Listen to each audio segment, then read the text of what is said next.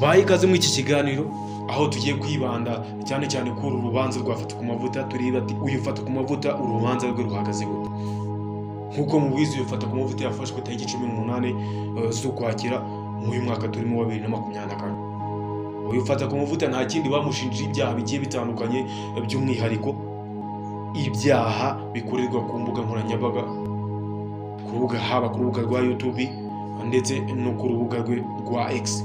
Uyu ufata ku mavuta ibyaha bigiye bikomakomeye bari kugenda bamushinja, ndetse dore ko ibyafata ku mavuta muri aka kanya byageze ku rundi rwego. Urubanza rwe ni nkaho navuga ko rwageze ku rundi rwego cyane, dore ko uyu ufata ku mavuta ari gushinjwa n'abantu bagiye batandukanye, by'umwihariko n'abantu bafite amazina ahambaye hano mu Rwanda. Harimo abahanzi bakomakomeye turaza kuvuga, tukareba ibibazo byafata ku mavuta aho biherereye ndetse n'ibyo bamushinja. Harimo abahanzi twavugamo The Ben, Meddy, Bahati ndetse n'abandi muri rusange bari kuzamuka nabo bari kugenda babasha kuba bavuga kuri fata ku mavuta, batanga ibirego kuri fata ku mavuta ibyaha yagiye abakorera mu minsi igiye itandukanye, mu bihe bigiye bitandukanye. Uzi ko fata ku mavuta mu biganiro yagiye akora ku mbuga nkoranyambaga, by'umwihariko ku rubuga rwa YouTube, yagiye agaruka ku bantu bagiye batandukanye, abahanzi ndetse n'abandi bafite icyo twakwita umuziki iwabo muri rusange, ndetse abantu bafite izina rihambaye, abasebya, abavuga nabi. Ibi rero nibo bagiye kuba bamutangira ibirego muri aka kanya. Ibirego byafata ku mavuta ntago byoroshye. Uzi ko fata ku mavuta bari kumushinja ibirego bigera kuri 4 kandi bigiye bikomakomeye. Ikirego cya mbere fata ku mavuta bari kumushinja ni ikirego cyo kwifashisha imbuga nkoranyambaga akoresheje akangisha gusebanya muri make, ari gusebanya, ari gusebya abahanzi ndetse n'abandi bakomakomeye. Nkuko mubizi abakurikira ibiganiro byafata ku mavuta, iba ari showbiz igaruka ku biganiro by'abahanzi ndetse n'ibyamamare muri rusange byakoze ibintu bidasanzwe, by'umwihariko ibintu bisebetse. Fata ku mavuta akora ibiganiro ari gusebya abahanzi, hari gusebya abandi bantu muri rusange, agaruka ku buzima bwe bwabo bwite, abangisha muri sosiyete.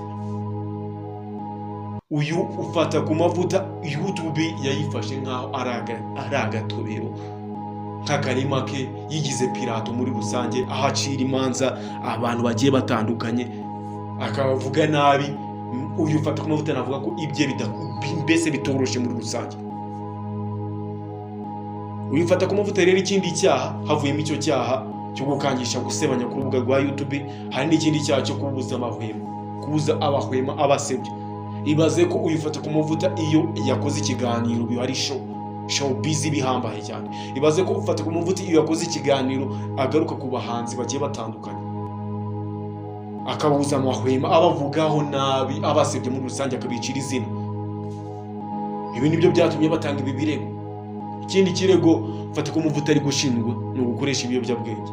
Nyuma y'uko afatwa tariki 18 z'Ukwakira mw'uyu mwaka wa 2024, nibwo polisi ndetse ubugenzacyaha bwaje kugaragaza ko bamupimye basangamo ibiyobyabwenge. Ikindi kirego fata ku mavuta ari kuregwa muri aka kanya ni ikirego cy'ivangura. Nkuko mubizi ibiganiro byafata ku mavuta yagiye atambutse ku mbuga nkoranyambaga, by'umwihariko ku rubuga rwa YouTube, yaje kugaragazamo amagambo yerekana ivangura. Ibi nibyo byatumye fata ku mavuta abasha kuba yatabwa muri yombi. Ibi rero fata ku mavuta muri aka kanya ejo hashize umunsi w'ejo nibwo yari yagiye kuburana ifungurwa ndetse n'ifungwa ry'agateganyo mu rukiko rw'ibanze rwa Kicukiro. Uyu ufata ku mavuta yaje kuburana, gusa byarangiye bamukatiye iminsi igera kuri 30 z'agateganyo kugira ngo abashe kuba bakusanya ibimenyetso bimushinja ndetse bananusore iperereza neza, baza ari ibimenyetso byiza simusiga bimushinja kugira ngo abashe kuba yakatirwa. Dore ibyafata ku mavuta ntibyoroshe. Ubushinjacyaha bukuru bwaje gutangaza ko ari ngombwa kandi bikenewe kuba ufata ku mavuta yafungwa igihe kingana n'iminsi 30 z'agateganyo kugira ngo habashe kuba bakusanya ibyo bimenyetso, dore ko byaba byiza babashe kuba bamugumisha muri gereza icyo gihe kingana n'iminsi 30 kugira ngo babe bamubuza kuba yakongera gukora ibyo byaha yabashe kuba yakorera ku mbuga nkoranyambaga zigiye zitandukanye by'umwihariko, dore ko nk'uko mubizi mu minsi iciyeho uyufata ku mavuta nta yindi nkuru yari guca kuri social media usibye ko fata ku mavuta yagarutsweho n'inzego zishinzwe umutekano by'umwihariko umuyobozi wa RIB mukuru yaje kugusohora video avuga ko aya mafuti ari gukorwa n'aba ba influencer n'aba ba content creator bo mu Rwanda. By'umwihariko yagarutse ko uyu ufata ku mavuta avuga ko ufata ku mavuta natarika ibyo byaharaza gukurikiranwa n'inzego z'umutekano zishinzwe umutekano, byageze naho ufata ku mavuta bamutumira muri biro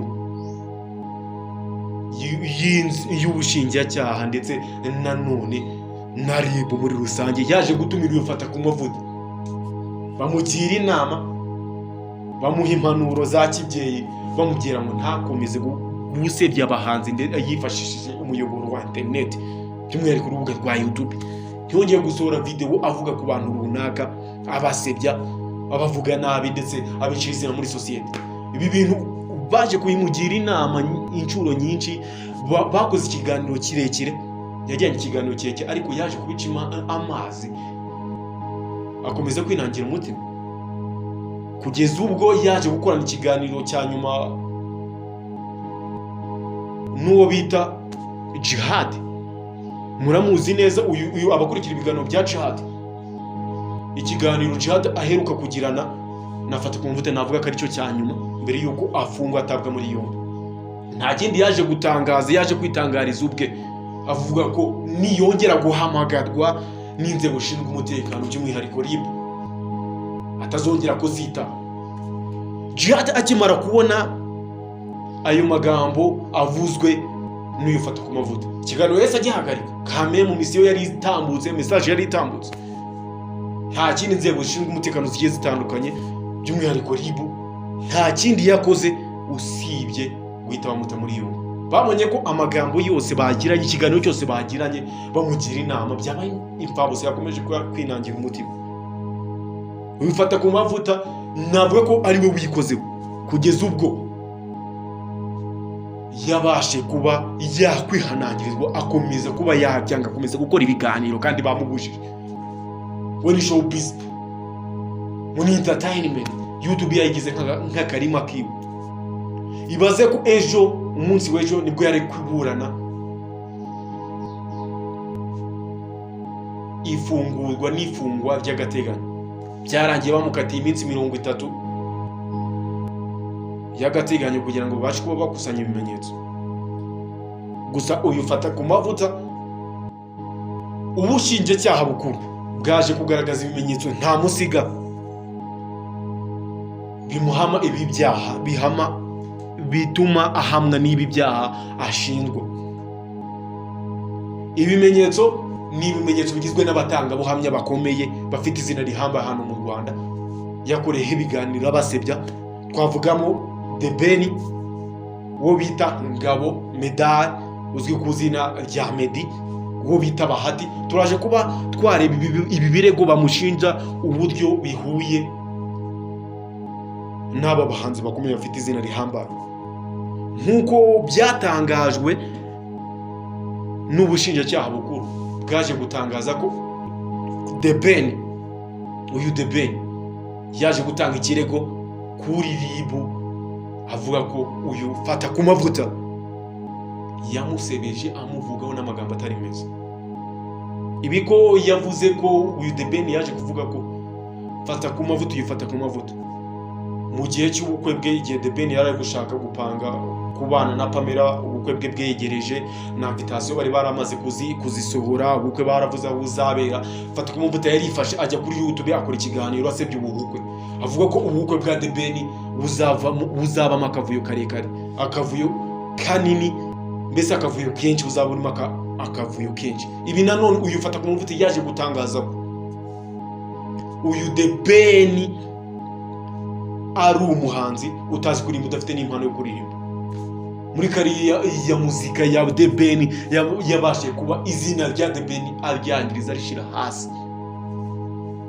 Ibi rero byatumye The Ben afata iya mbere kujya gutanga ikirego muri RIB, kumusebya ku bukwe bwe ndetse no gutangariza abantu bagiye batandukanye avuga ko The Ben atazi kuririmba.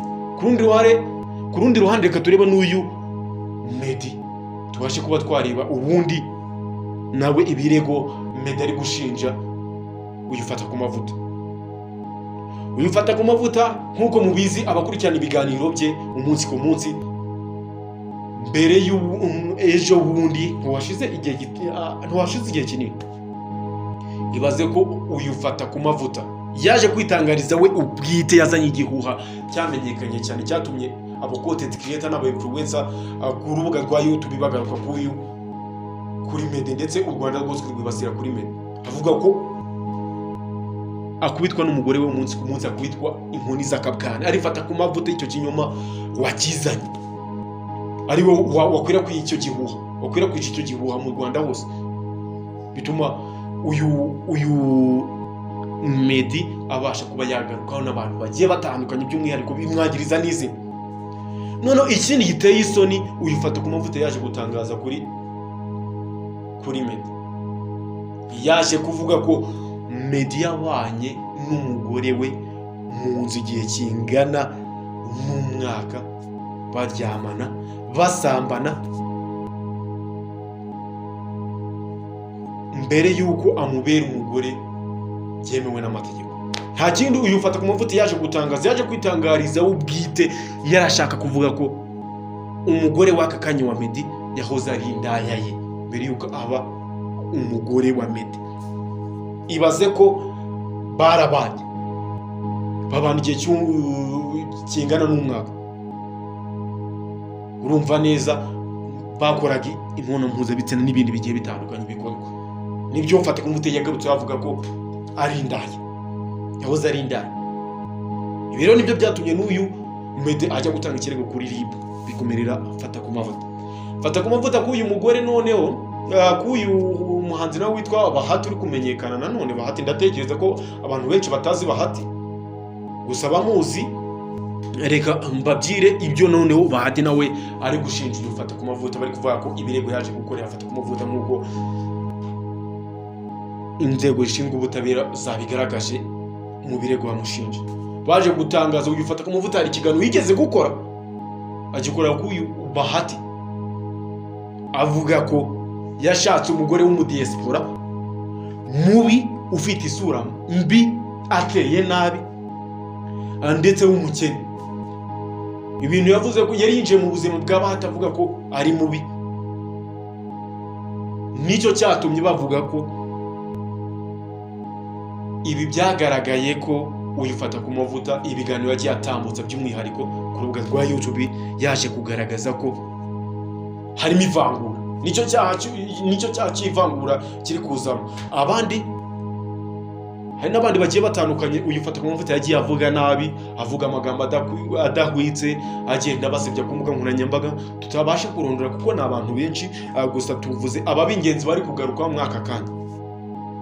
Uyu Fata ku Mavuta rero akimara kujyanwa mu nzego zishinzwe umutekano, by'umwihariko mu nzego z'umutabera, mu rukiko rwa Kicukiro, kugira ngo abashe kuba yakwisobanura. Bamuhaye ijambo kugira ngo abashe kuba nawe yakwisobanura ku byaha aregwa.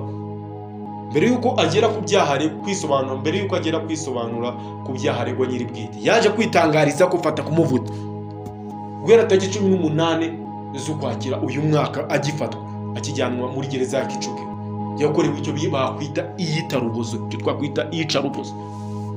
Ibaze ko Fata ku Mavuta nk'uko yaje kubitangaza, bamuryamishije kuri sima yuzuyemo amazi, bamenyemo amazi, ari muri RIB, arara kuri sima, mbese ni mu kizenga cy'amazi yaraye, nk'uko yaje kubyivugira. Mu kizenga cy'amazi nicyo Fata ku Mavuta yarayemo, bamuraje kuri sima mu mazi, araramo buraca.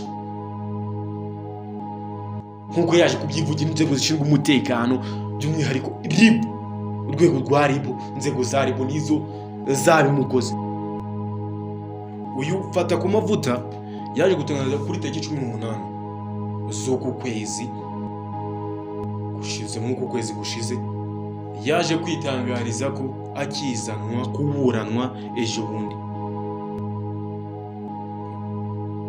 umusibeje yangiwe kwambara ikoti. Ibaze nk'umuntu wari umaze igihe atotezwa cyane, bamushira mu mazi, ambeze aryama mu mazi, banze ko yambara agakoti kabashe kuba kamukiza imbeho, kandi nanone ngabashe kuba yagaragara neza nk'uko yari asanzwe agaragara kuri social media nk'abantu bamuzi. Mbese bivuze yuko bamuzanye ko ameze nk'ingegera mu rukiko nk'uko abivuga. Ntabwo navuga ko yari yambaye nabi, kuko nk'uko we yaje kubyitangariza ari mu rukiko atanga ubuhamya, yaje kuvuga ko bamuzanye ameze nk'ingegera mu rukiko. Ibi rero Fatakumavuta ni byinshi. Dore rero tugeze ku birego ashinjwa, ubwisobanuye ku birego ashinjwa nyiri bwite yaje gutangaza ko ibi byose ashinjwa bimwe muri byo abyemera ko yabitangaje, ariko yabitangaje ashingiye ku mpamvu runaka. Ku izo mpamvu yatanze, reka duhere ko uyu mugabo witwa The Ben. Uyu muhanzi The Ben yavuze yuko uyu The Ben yamutangajeho ku bukwe bwe bwa Pamela mu gihe cyo gushaka, avuga ko ubukwe buzabamo kavuyo. Yavuga ko we yabivuze, avuga ko nanone kuba yaravuze ko atazi kuririmba, yavuze ko ari ibintu bya showbiz muri rusange, asanzwe kuba yavugwa muri rusange. Muri showbiz ni ibintu biri rusange kuba yavuga gutyo. Avuga ko ahubwo byamubaje cyane kubona uyu muhanzi witwa The Ben nk'umuntu yafashije mu myaka 10 iciyeho. Fatakumavuta nk'uko yaje kubigaragaza, yavuze ko uyu The Ben yamufashije mu minsi yarari hasi cyane. Mu gihe imyaka 10, murabizi neza, mu myaka 10 iciyeho The Ben navuga ko kariyeri ya muzika niyo yari gutera imbere, nibwo yari akizamuka. Uyu Fatakumavuta nk'umuntu wari uri hiti, wari ukunzwe cyane, nk'umuntu urenze mu bijyanye na social media, nta kindi yakoze usibye guhereza ibiganiro The Ben kugira ngo abashe kuba yamenyekana, amwamamariza ibitaramo. Ibi rero avuga ko Fatakumavuta yamufashije cyane. Uyu Fatakumavuta avuga ko nanone uyu The Ben,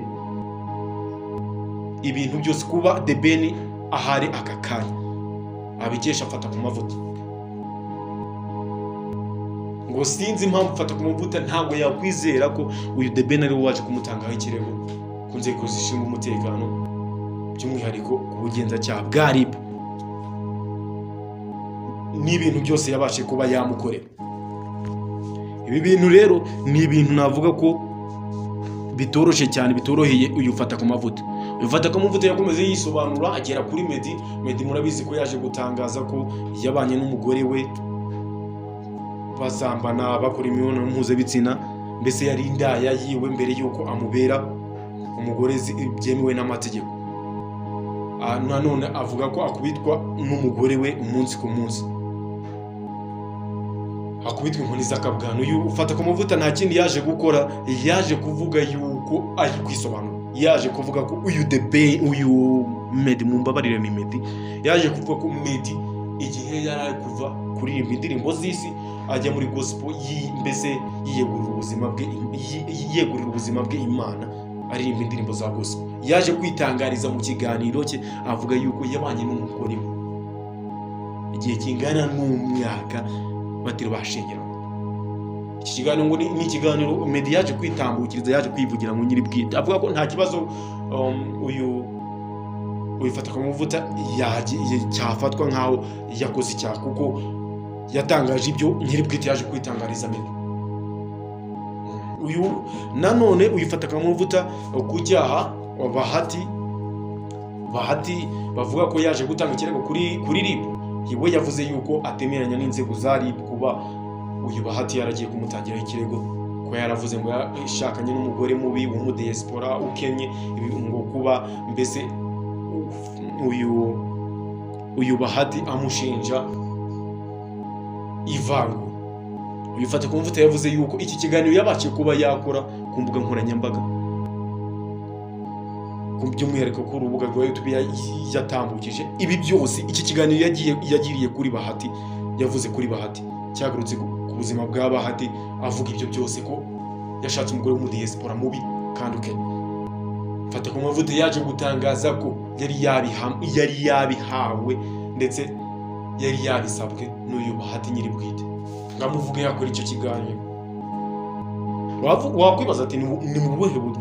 Bifata ku mavuta nk'uko yakomeje kuba yabitangaza, yaje kuvuga ko uyu Bahati yaje kumwibyirira ibyo kugira ngo abashe kuba Bahati yamenyekana, amuzamure muri kariyeri ya muzika, ngo abashe kuba nawe yamenyekana. Murabizi neza ibiganiro byafata ku mavuta iyo avuga umuntu runaka muri rusange usanga ari uri kugaruka muri iyo minsi igihe yamuvuze ku mbuga nkoranyambaga, ugasanga ikiganiro nta kindi bari kuvuga ku uwo muntu. Ibyo rero iyo bamuvuga ku mbuga nkoranyambaga izina nta rindi riba rizamuka. Nk'uru rwego rwa entertainment nibwo Fata ku mavuta yaje kugaragaza ko Bahati ari we wamwisabiye kuba yamuvuga ibyo bintu byose Fata ku mavuta yamuvuze. Nanone uyu Fata ku mavuta yaje kugaragaza urwandiko ruvuga kuri Bahati yaje kuba yamwemerera, rugaragaza ko Bahati yamwemereye kuba bagirana ikiganiro, kuba yamukoraho ikiganiro kugira mwamamaza ibintu. Rero uyu Fata ku mavuta avuga ko mbese ibi byaha byose atabyemera.